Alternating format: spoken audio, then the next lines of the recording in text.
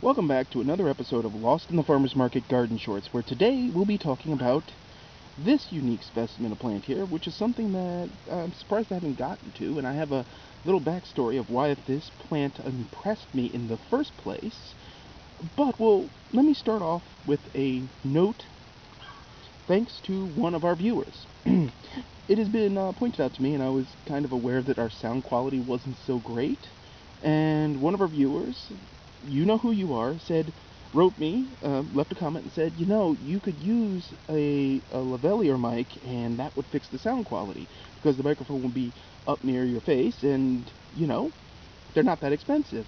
And I was like, I hadn't thought about that. So I went and looked into it, and unfortunately it turns out the camera we're using does not have a microphone jack. It's only a power port.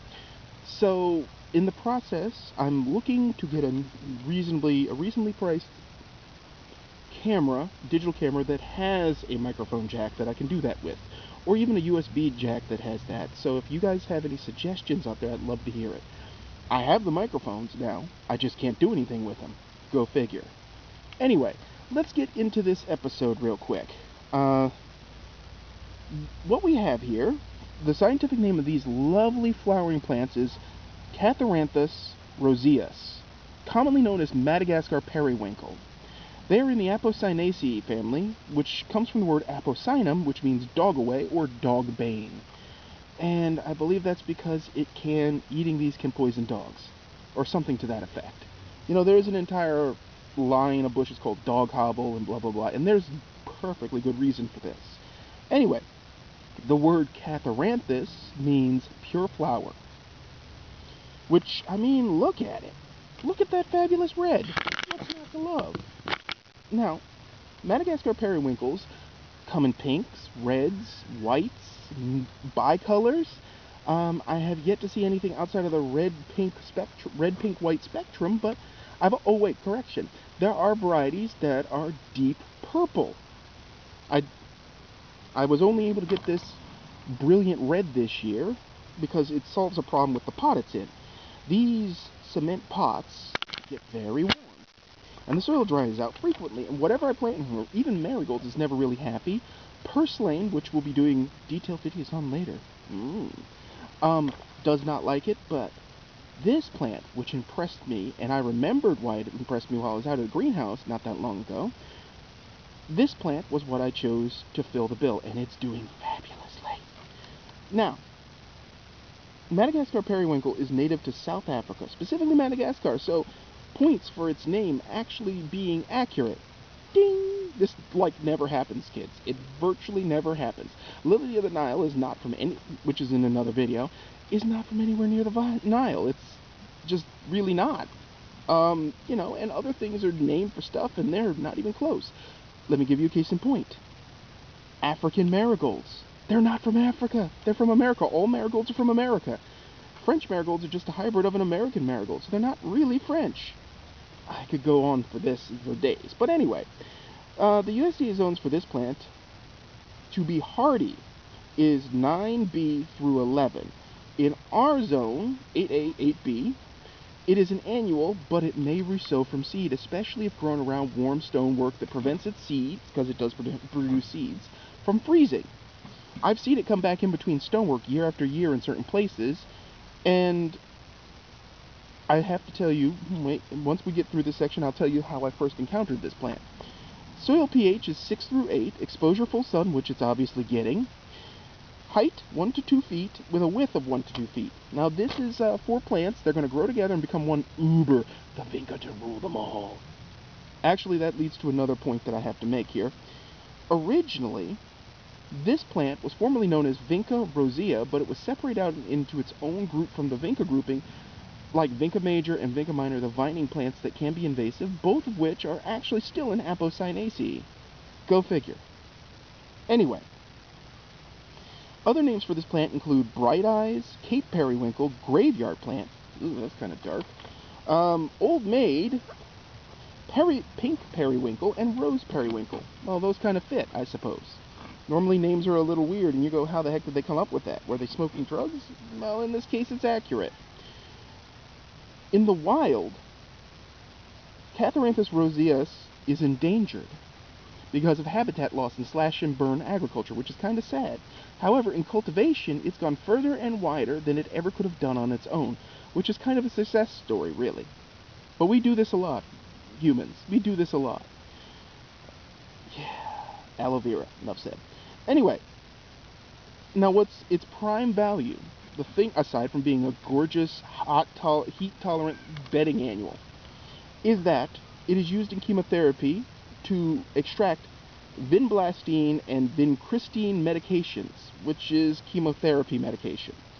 It takes about 2,000 pounds of dried leaves to make 1 gram of vinblastine.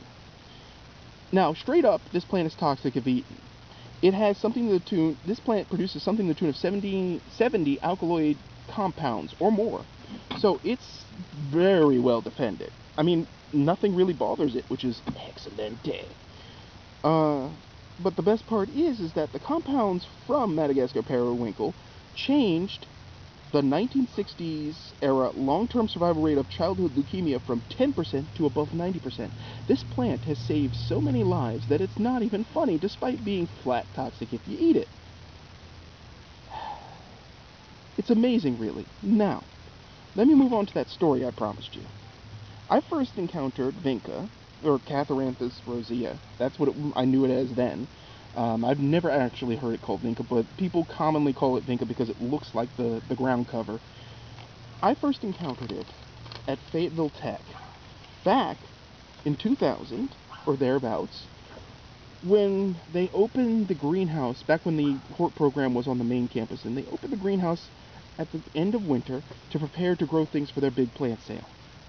And there in the middle of the rocks on the ground was a singular Catharanthus rosea growing happily, despite not being irrigated, despite being locked in a greenhouse where the heat was turned off, despite literally growing between rocks in the crappiest soil imaginable, probably.